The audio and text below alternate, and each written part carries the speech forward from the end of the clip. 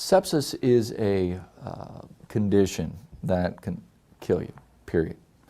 And if you break it down, it basically has two components. Your first component is what is called SIRS, and that acronym stands for Systemic Inflammatory Response Syndrome. Something is affecting your body in such a way that your body is having an inflammatory response to try to heal you in response to some caustic substance. You can get SIRS from, if you have a really bad burn, you could have SIRS. SIRS plus an infection, say you have an abscess or a pocket of bacterial infected fluid in your abdomen. SIRS, if you have a systemic inflammatory response to that abscess, that's sepsis.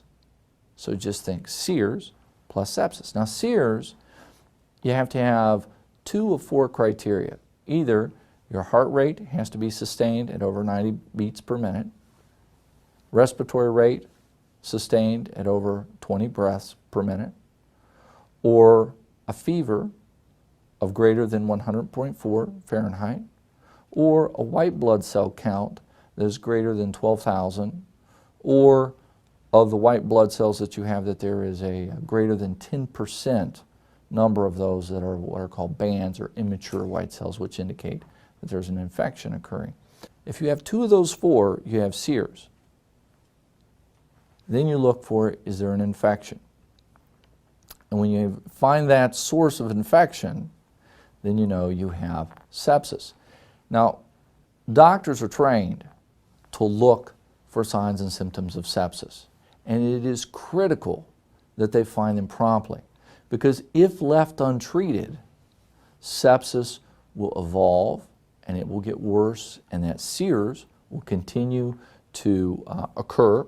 Your heart rate will continue to go up because your heart is struggling to get oxygen to your body. So what happens when you start becoming hypoxic, which just means you're not getting enough oxygen, your heart goes up because it's pumping faster to try to get more oxygen. The brain is being told we need to kick the system into a higher gear so that we can keep functioning. Your respiratory rate goes up.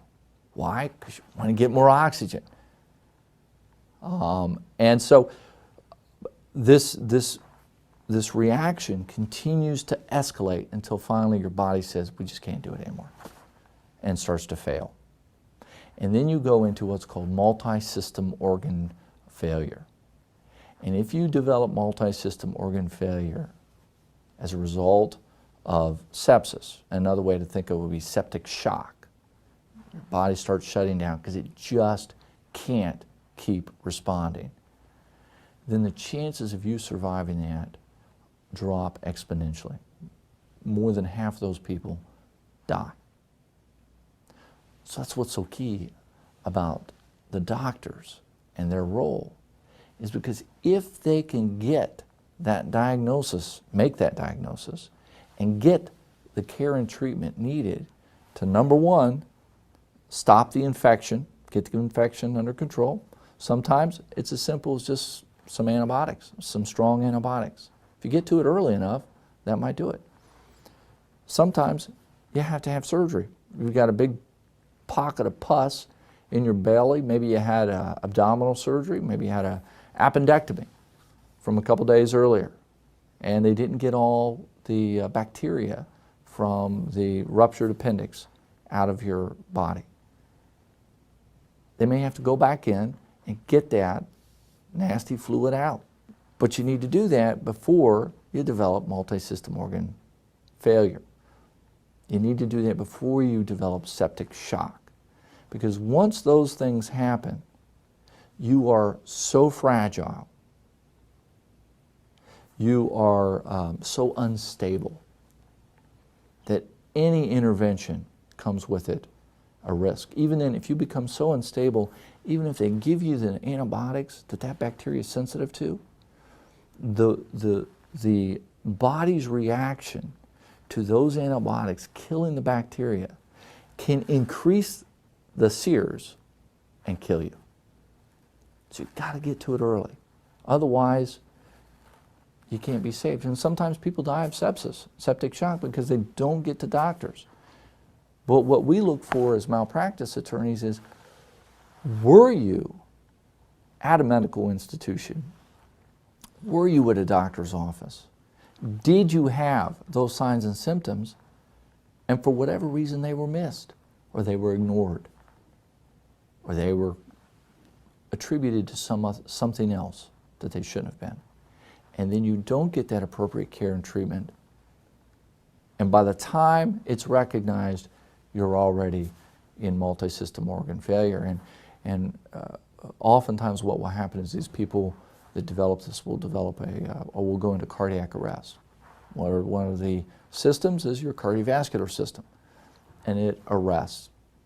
And when that happens, guess what? You're not getting the oxygen that your brain needs. And even if they resuscitate you, and it's more difficult to resuscitate you if you've been allowed to become that unstable, but even if they resuscitate you, unfortunately, I've seen cases where people are horribly brain damaged as a result of a failure to diagnose and treat sepsis that was very treatable promptly. I know of a case specifically where a young woman had sepsis that was very susceptible to just general run-of-the-mill antibiotics, but it went undiagnosed, and ultimately she passed.